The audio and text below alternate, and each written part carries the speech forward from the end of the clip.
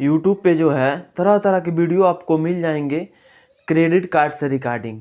लेकिन credit card में जो है आपको एक्चुअल नहीं कोई बता पाता है कि आपको तो बता दिया जाता है कि आप इस तरह अप्लाई करिए, आपको क्रेडिट कार्ड मिल जाएगा, खास करके स्टूडेंट के लिए। क्योंकि सब कोई जानता है कि क्रेडिट कार्ड का भूख सबसे ज़्यादा स्टूडेंटों को रहता है और वो सोचते हैं कि काश मेरे पास भी अगर क्रेडिट कार्ड रहता तो मैं शॉपिंग करता, ऑनलाइन कुछ ख़रीदारी करता और बाद में उसको चुकाता।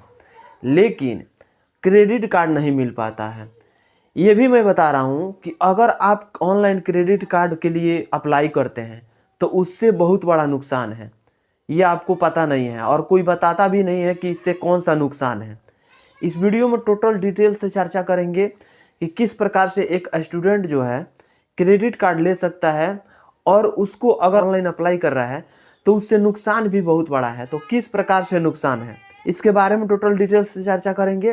वीडियो में आगे बढ़ने से पहले आप लोग से एक छोटा सा रिक्वेस्ट है कि अभी तक मेरे चैनल को सब्सक्राइब नहीं किए तो सब्सक्राइब कर लीजिएगा, बेल आइकन को प्रेस कर लीजिएगा ताकि सभी नोटिफिकेशन आप लोग को मिलता रहेगा। दोस्तों, जितने भी सिविल स्कोर होता है, ये सिविल का एक कंपनी है जिसका ट्रांस यूनियन सिविल नाम है। वो कंपनी हर बैंक का, हर फाइनेंस का, हर माइक्रो फाइनेंस का सभी का रिकॉर्ड रखती है अपने पास। अब मान लीजिए कि आज से अगर आपका कोई लोन चालू हो गया या कोई बैंक से आप लोन ले लिए तो आज से और 45 दिन के अंदर, 30 दिन से 45 दिन के अंदर हमेशा आपका जो क्रेडिट स्कोर है, जो सिविल स्कोर है, वो हमेशा जनरेट होते रहता है, हमेशा चेंज होते रहता है। तो इसमें हम बताएंगे कि एक स्टूडेंट जो है, एक गृहिणी है जो घर पे काम करती है जिसको हाउस वाइफ बोला जाता है, वो किस प्रकार से अप्लाई कर पाएंगी एक क्रेडिट कार्ड के लिए। जैसा कि आप लोग को बता दूं कि अगर क्रेडिट कार्ड आप अप्लाई करते हैं और वो रिजेक्ट हो जाता है तो उससे आपका जो सिविल स्कोर है वो डाउन हो जाएगा, डाउन होते जाएगा। अगर सिविल स्कोर अपना चेक कर रहे हैं तो उसमें भी आपका सिविल स्कोर डाउन होता है। ये अपना ध्यान रखिएगा। तो फिर करे तो करे क्या, मैं बताऊंगा कि किस प्रकार से आप बिना किसी अप्लाई के आप क्रेडिट कार्ड ले सकते हैं। बस थोड़ा सा ट्रिक का यूज करना पड़ेगा। जैसे कि आप जब फर्स्ट में किसी वीडियो को देख लेते हैं यूट्यूब पे तो आप लगते हैं अपना पैन कार्ड, अपना आधार नंबर, अपना मोबाइल नंबर ये सब डाल करके अप्लाई स्टार्ट कर देते हैं। लेकिन आपको ऐसा नहीं करना है। आपको खुद से इसका नुकसान बहुत बड़ा भुगतना पड़ जाएगा। क्योंकि जो आपका जर्नी है, जो आपका लाइफ है, अभी तो स्टार्ट हुआ है। आप स्टूडेंट हैं तो अभी तो आपका स्टार्ट हुआ है, तो अभी बहुत लंबा टाइम है आपको। बाद में जाकर के इतना सिविल स्कोर डाउन हो जाएगा कि आपको कहीं से लोन नहीं मिल पाएगा तो आप सोचेंगे कि मैं बहुत बड़ी गलती कर दी। पहले आपको सबसे पहले नहीं अब किसी ऑनलाइन अप्लाई के चक्कर में पड़ना है और न ही किसी को अपना सिविल स्कोर चेक करने के लिए देना है। सबसे पहले आपको क्या करना है, अब आप स्टूडेंट हैं, गृहिणी हैं, कहीं से लोन नहीं लिए हैं, कहीं से किसी प्रकार का ट्रांजैक्शन नहीं किए हैं, तो आपका जो सिविल स्कोर है, क्या आपका सिविल स्कोर दिखाएगा? नहीं दिखाएगा।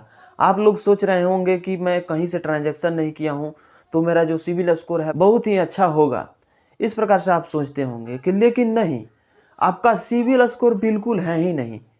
एक कैटेगरी है जिसका नाम है -1। -1 में कैटेगरी में आपका आएगा।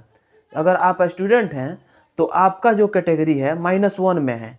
आप लोग जब सुने हैं -1 तो सोच रहे हैं कि -1 सबसे नीचे हो गया। नहीं, सिविल स्कोर का जो स्कोर है, जो साइकिल है, 300 से स्टार्ट होता है और 900 तक जाता है। 300 सबसे कम होता है और 900 सबसे हाईएस्ट होता है। तो 300 से लेकर के 900 के बीच में आपका क्रेडिट स्कोर रहना चाहिए, तब जाकर के आप सिविल स्कोर के अंडर में आ रहे हैं। वरना अगर -1 है तो आपका बिल्कुल सिविल है ही नहीं। सिविल स्कोर जो है 300 से लेकर के अगर 700 से नीचे है तो आपको कहीं से लोन जल्दी नहीं मिल पाता है। अगर 700-750 से लेकर के 900 के बीच में है तो आपका सिविल स्कोर बहुत बेस्ट माना जाता है। आप कहीं से अप्लाई करिएगा तो आपको क्रेडिट कार्ड हो या लोन हो, सभी प्रकार से आपको सुविधा मिल जाती है। अब जो स्टूडेंट है कहीं से अप्लाई कर रहा है क्रेडिट कार्ड के लिए, तो उसको अप्लाई नहीं करना है। सबसे पहले क्या करना है, अपना जो सिविल स्कोर है उसको जनरेट करना है। अब सिविल स्कोर कैसे जनरेट होता है भाई, तो बता दूं कि अगर आपका -1 है, क्योंकि आप ट्रांजैक्शन कहीं से नहीं किए हैं, लोन कहीं से नहीं लिए हैं, आपका जो सिविल स्कोर है बिल्कुल -1 में है। तो -1 में मतलब हो गया कि आप कहीं से ट्रांजैक्शन किए ही नहीं हैं। तो ये -1 को ज़्यादा माइनस में मत लीजिएगा। ये मत सोचिएगा कि मेरा जो क्रेडिट स्कोर है बिल्कुल डाउन है, इसको इस प्रकार से नहीं सोचना है। कहीं पे आपको क्या करना है, फर्स्ट 2 ऑप्शन बताऊंगा मैं, जो अच्छा लगेगा आपको अपना सकते हैं।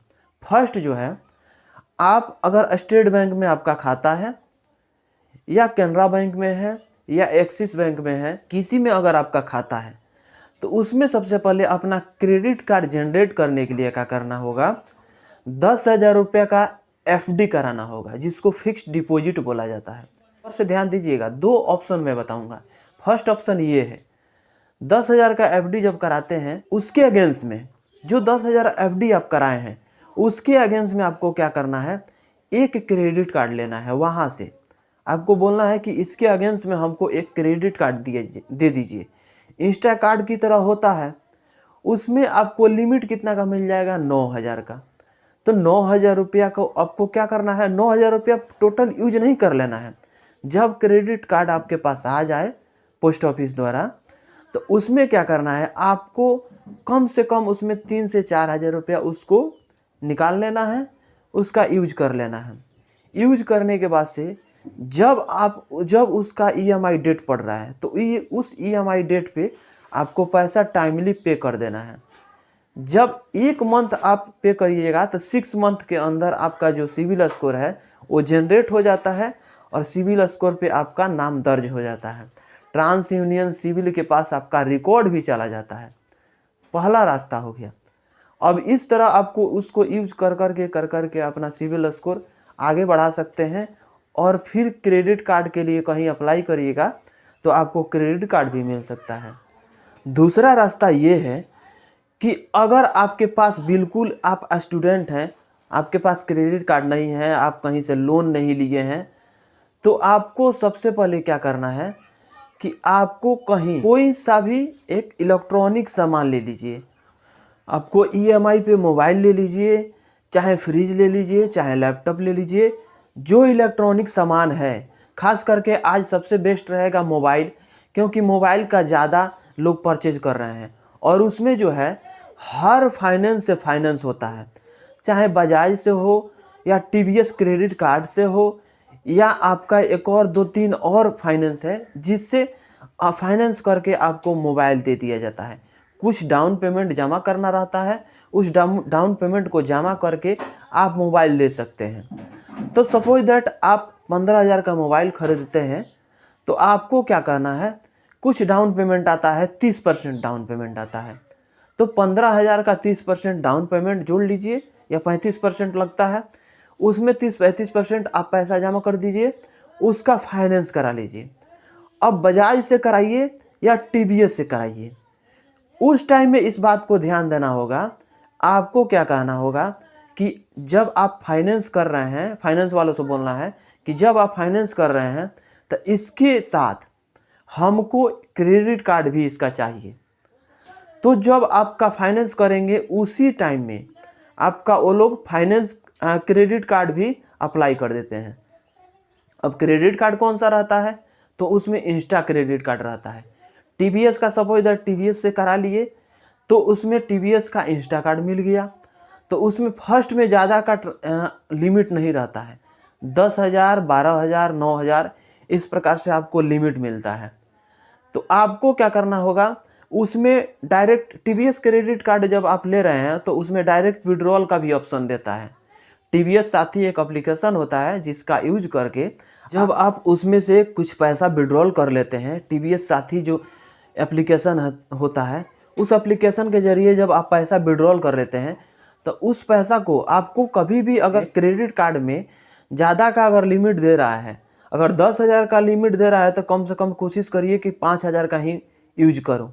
और जब आप 5,000 उसमें पैड कर दीजिएगा, पे हो जाएगा पैसा आपका टाइम टाइम से। टीवीएस क्रेडिट कार्ड में होता क्या है कि जो बैंक उसमें लिंक रहेगा उसमें आपको पैसा डाल देना है 1 दिन पहले, 2 दिन पहले, जिस दिन का ईएमआई का डेट रहता है उससे 3 दिन पहले पैसा उसमें डाल दीजिए, वो अपने आप कट हो जाता है। अगर उसको टाइम से पे आप नहीं करते हैं तो दिक्कत हो जाएगी। आपका जो सिविल स्कोर बनाए रखिएगा वो बिल्कुल डाउन हो जाएगा और कहीं से आपको क्रेडिट कार्ड भी नहीं मिल पाता है, लोन भी नहीं मिल पाता है। तो इस बात पे आपको ध्यान देना होगा। अब उसको आपको यूज कर लेना है, थोड़ा थोड़ा यूज करते रहिए, कम से कम मिनिमम कोशिश करिए कि मिनिमम मैं यूज करूं।